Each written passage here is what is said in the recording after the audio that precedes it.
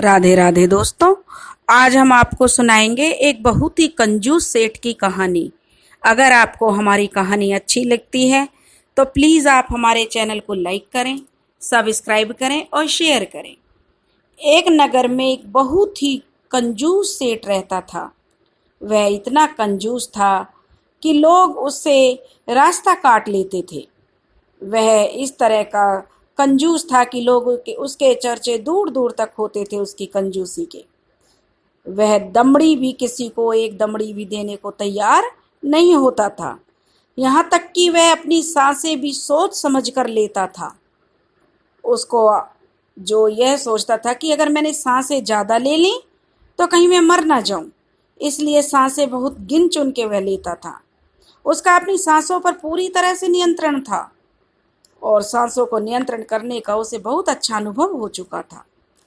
सेठ का नाम कंजूस करोड़ीमल था, लेकिन सेठ में एक खूबी थी।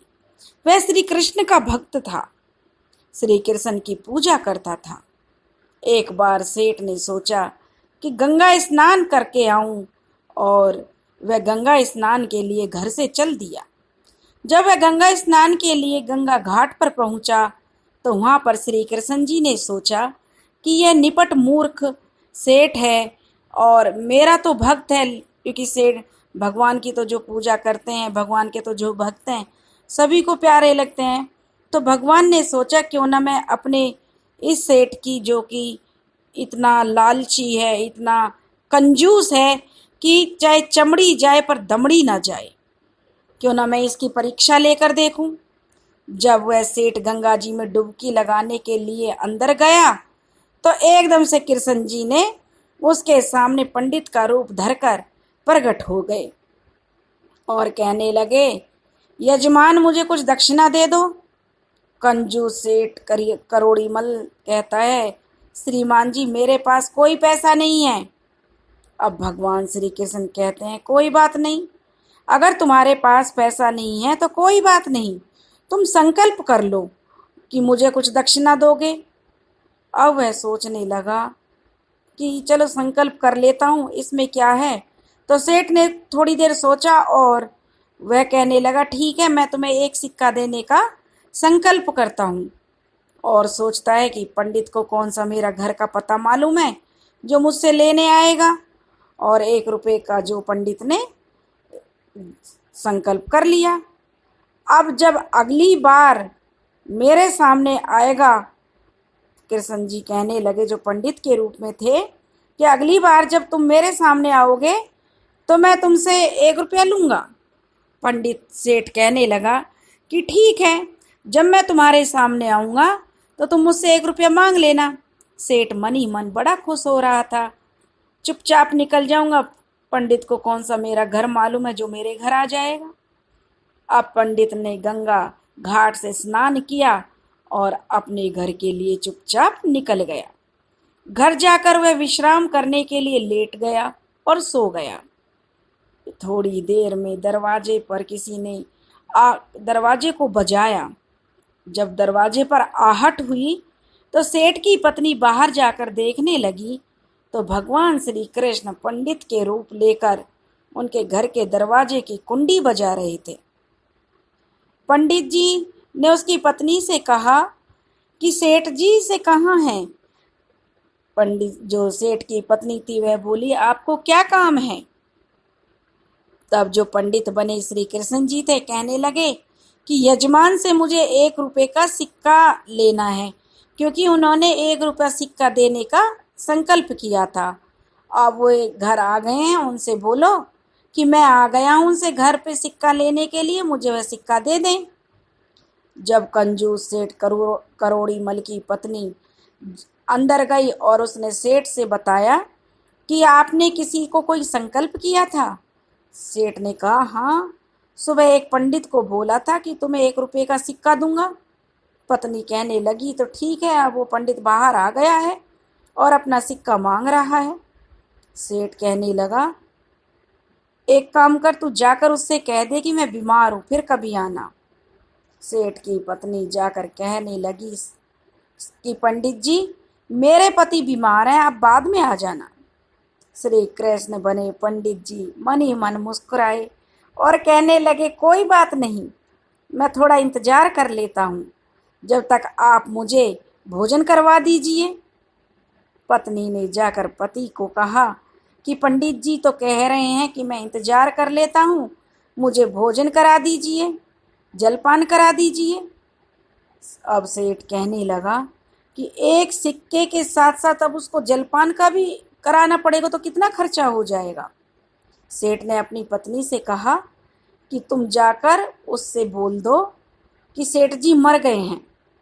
उसकी पत्नी कहने लगी कि क्या कह रहे हो आप, भला ऐसा भी कहीं होता है कि आपके एक सिक्के के लिए मुझे इतना बड़ा झूठ बोलना पड़ेगा। तब वह सेठ नहीं माना और अपनी पत्नी को डपट कर कहा कि जाकर बोल दे। अब पंडित जो सेठानी तो पंडित जी के पास आई और कहने लगी कि उनके पति मर गए हैं। भगवान क्या सोचने लगे कि बड़ा ही कंजूस है। वे कहने लगे, कोई बात नहीं, मैं पूरे गांव में खबर कराता हूँ कि सेठ जी नहीं रहे, आप अकेली कहाँ सारे गांव में घूमती रहेंगी। थोड़ी देर में जो ब्राह्मण बने कृष्ण जी थे वहाँ से चले गए। थोड़ी देर में सारा गांव इकट्ठा हो जाता है और सेठ जी की पत्नी बार बार यही कहती है कि अरे क्यों आप इकट्ठा हो गए हो, मेरे पति जिंदा हैं, वह मरे नहीं हैं। तो सब कहने लगे कि देखो इसको सेठानी को तो सदमा लग गया है, बेचारी को जो यह समझ ही नहीं रही है कि सेठ जी मर गए हैं। वह सेठानी चिल्लाती रही कि मेरे पति जिंदा हैं, मेरे पति जिंदा हैं। सब कहने लगे इसका तो जो ना मोह माया है, इसलिए तुम्हें लग रहा है कि वह जिंदा हैं, तुम्हारे सेठ जी तो मर गए हैं। क्योंकि सेठ जी ने भी अपनी सांसों को पूरा रोक रखा था, क्योंकि उनका तो अपनी सांसों पर नियंत्रण था, इसलिए उसने अपनी सांसों को रोक रखा था। और जब गांव के लोगों ने सांस रोककर वे सेठ जी को देखा तो सब समझने लगे कि यह तो मरा हुआ है। अब उनकी अर्थी तैयार की जाने लगी कि देखो इतनी कंजूसी की, एक सिक्का देने को तैयार नहीं सेठ जी, लेकिन मरने को तैयार है। वो अर्थी तैयार होने लगी। भगवान सोचने लगे कि बहुत से भगत देखे हैं पर इस करोड़ी मल जैसा कंजूस नहीं देखा।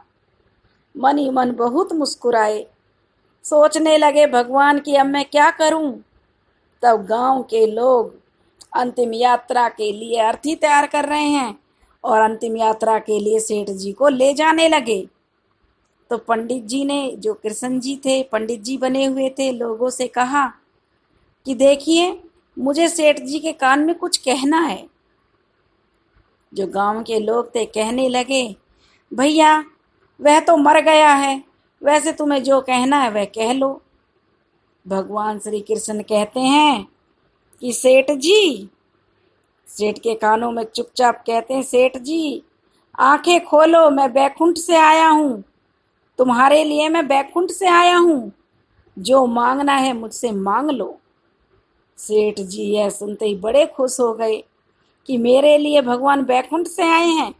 तुरंत आंखें खोलते हैं तो क्या देखते हैं, सामने तो वही पंडित है। तब भगवान मुस्कुरा कर कहते हैं, सेठ जी मांग लो जो मांगना है। सेठ जी कहते हैं, भगवान मुझे कुछ नहीं चाहिए, मैंने जो संकल्प किया है कि 1 रुपये का सिक्का दूंगा, मैं अपना संकल्प वापस लेना चाहता हूँ, मैं 1 रुपये का सिक्का तुम्हें नहीं देना चाहता। भगवान बोले तथास्तु। भगवान मुस्कुराते हुए अपने बैकुंठ लोक को चले गए। भगवान भी खुश थे कि चलो ऐसा भी कोई ना कोई भगत तो हो जो 1 रुपये भगवान को नहीं दे सकता लेकिन मरने के लिए तैयार है। भगवान बड़े मुस्कुराए और सेठ को आशीर्वाद देकर वहाँ से चले गए। दोस्तों अगर आपको कहानी अच्छी लगी तो राधे राधे, शेयर और सब्सक्राइब जरूर करें।